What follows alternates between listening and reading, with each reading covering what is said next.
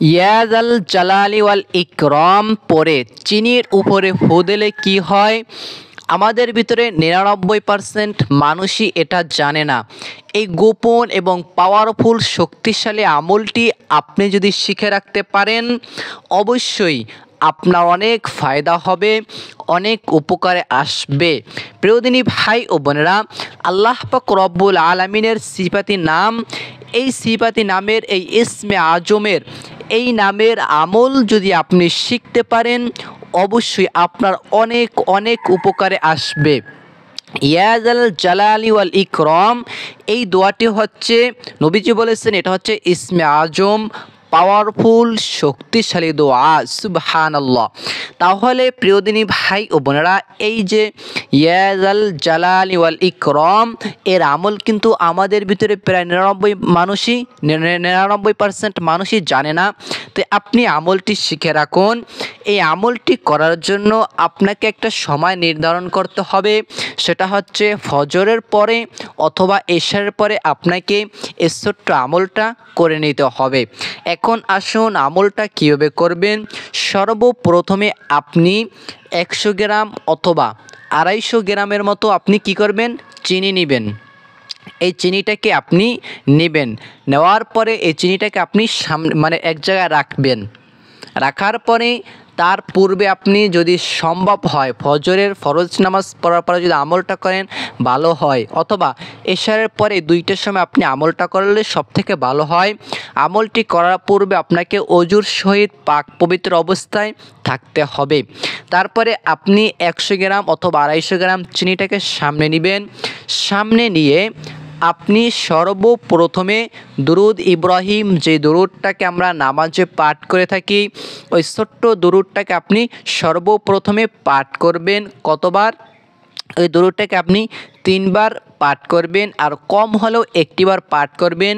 কেননা দুরুদবিহীন কোনো দোয়া, কোনো আমল কিন্তু কবুল হয় না। আপনি সর্বপ্রথমে 1টি বার হলেও দুরুদ ইব্রাহিম, যে দুরুদটাকে আমরা নামাজে পড়ে থাকি, দুরুদটা আপনি পাঠ করবেন। আমার সঙ্গে সঙ্গে 1টি বার পাঠ করুন।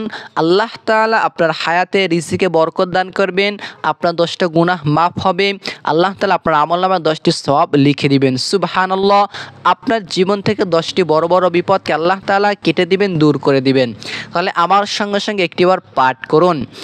আল্লাহুম্মা সাল্লি আলা মুহাম্মাদি ওয়া আলা আলি মুহাম্মাদ কামা সাল্লাইতা আলা ইব্রাহিম ওয়া আলা আলি ইব্রাহিম ইন্নাকা হামিদুম মাজিদ।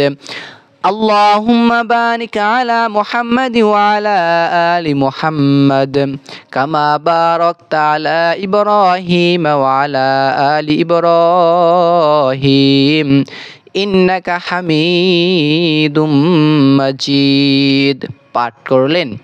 এখন আপনি এই দুরূদ শরীফের আগে একটা আমল করতে হবে, সেটা হলো ইস্তিগফার পাঠ করবেন 3 বার।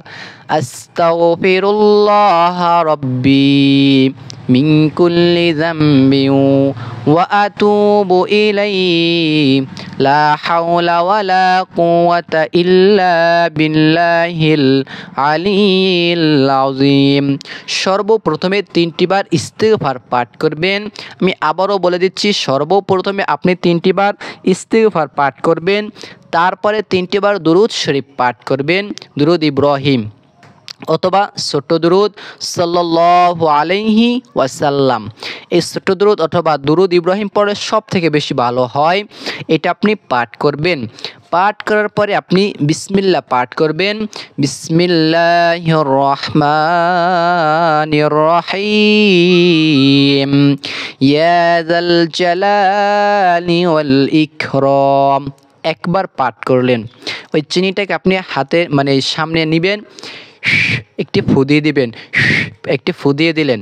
আবার বিসমিল্লাহির রহমানির রহিম ইয়া যাল জালালি ওয়াল ইকরাম দ্বিতীয়বার পাঠ করলেন।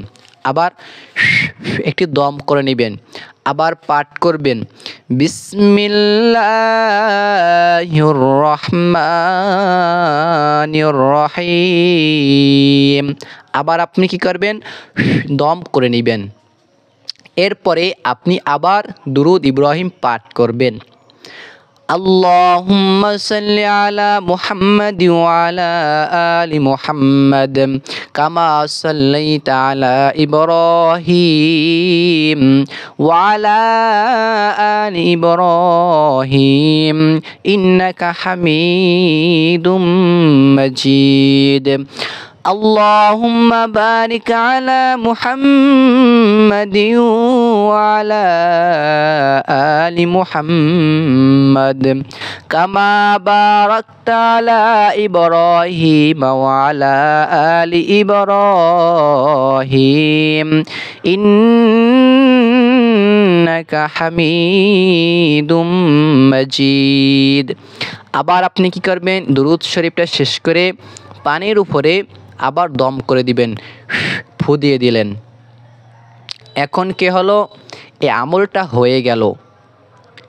এবং আরেকটি বিষয় আপনাকে লক্ষ্য রাখতে হবে, আপনি যখনই আমলটা করবেন ওই সময়টাতে আপনি যার জন্য আমলটা করবেন তাকে মনে রাখবেন যে তার জন্য আমলটা করতেছি, এবং তার মা বাবাকেও আপনি স্মরণ করবেন যে অমুকের সন্তান অমুককে আমি এই আমলটি করতেছি, এই স্মরণ রেখে তারপর আপনি এই দোয়াগুলো পাঠ করবেন।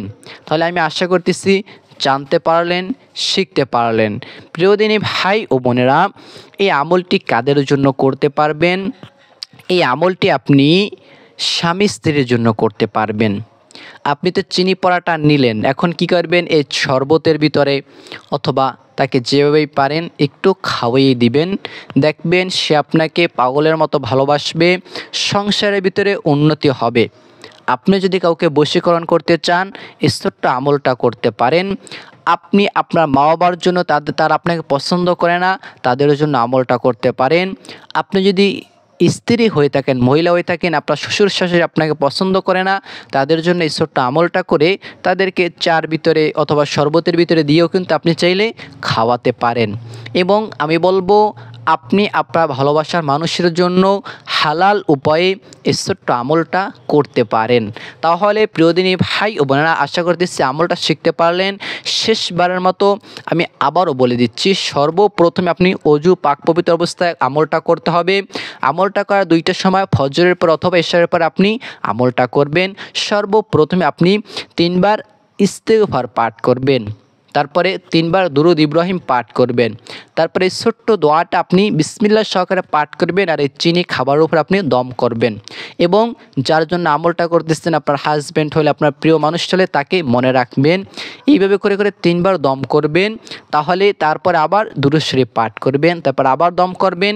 এই নিয়মে আমলটা করলে আপনার আমলটা হয়ে যাবে। তাহলে প্রিয়দিনী ভাই ও বোনেরা, আশা করতেছি ইয়া যাল জালালি ওয়াল ইকরাম পরে ফু দিলে কী হয় 99% মানুষই জানে না, আপনি জানতে পারলেন। ভালো থাকুন, সুস্থ থাকুন। আমরা চেষ্টা করি সদা সর্বদা সুন্দর সুন্দর ইসলামিক ভিডিওগুলো এই চ্যানেলের ভিতরে দেওয়ার চেষ্টা করি। ভালো থাকুন, সুস্থ থাকুন। আপনাদের জন্য আল্লাহ তাআলার কাছে সুস্বাস্থ্য এবং ভালো কামনা করে আমি এই জায়গায় বিদায় নিচ্ছি। আসসালামু আলাইকুম ওয়া রাহমাতুল্লাহ।